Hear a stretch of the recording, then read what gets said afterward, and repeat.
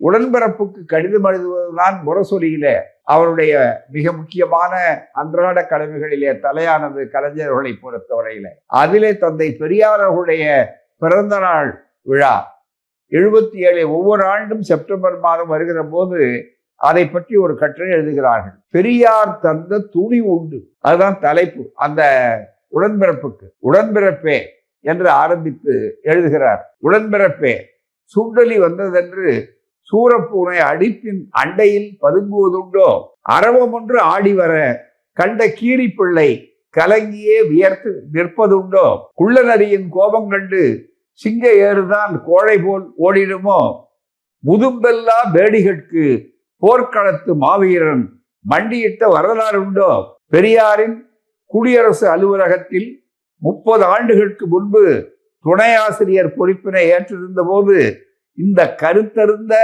கருத்தமைந்த கவிதை ஒன்றினை எழுதிய நினைவு எனக்கு இன்று எழுந்தது. கலைஞர் எழுதுகிறார். பெரியார் பிறந்த நாள் அன்றோ இன்று, அதனால் அந்த கவிதை நினைவுக்கு வந்தது. அவரின் அலுவலகத்தில் ஈரோடு நகரில் வாழ்ந்ததும், அவர் இல்லத்தில் அவரோடு அமர்ந்து உண்டதும், அன்னை மணியம்மையார் எங்களுக்கு உணவு பரிமாறியதும், இரவு நடுநேரம் வரையில் பெரியார் வீட்டு மேல் மாடியில் அவருக்கு எதிரே அமர்ந்து அரசியல் சமுதாய சீர்திருத்த பாடங்களை கேட்டதும் எல்லாமே நேற்று போல் நடந்திருக்கின்றன. எத்தனையோ எதிர்ப்புகள் அவருக்கு நாலா திசையிலிருந்தும் வசைமாறி மொழிந்த வண்ணம் இருந்தனர். தங்கள் வாழ்வுக்கு வழி தேடிக்கொண்டு தன்மான இயக்கத்தை தகர்ப்பதற்கு முனைந்திட்ட தன்னல சிறு மனிதர்கள். அன்றைக்கு மட்டுமல்ல நண்பர்களே, இன்றைக்கும் அதே காட்சி. ஆகவேதான் அது இன்றைக்கு இருக்கிற நிலையை சொல்வதை போல் இருக்கிறது.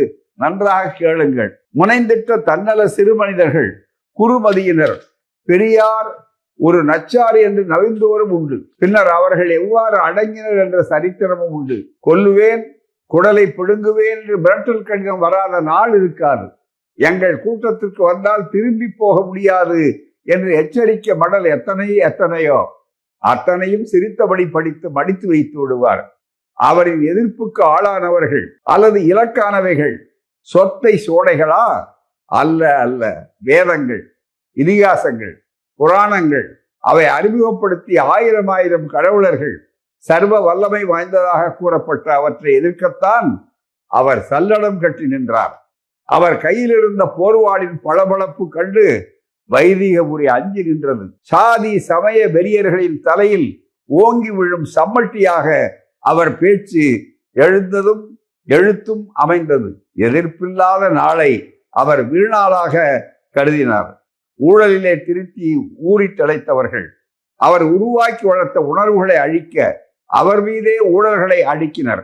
அவற்றை காலால் உதைத்து தரைமட்டமாக்கி வெண்டாடி நிமிர வேங்கையென எழுந்து நின்றார்.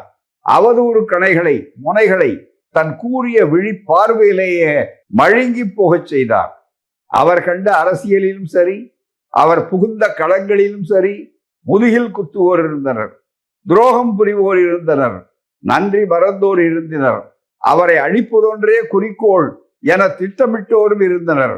அவரை விட்டு அண்ணா தலைமையில் நாம் பிரிந்து வந்த பிறகும், இதுதான் மிக முக்கியமாக கோடிட்டு காட்டப்பட வேண்டிய பகுதி, பிரிந்து வந்த பிறகும் அவரால் நாம் உருவானோம் என்பதை மறந்ததும் இல்லை.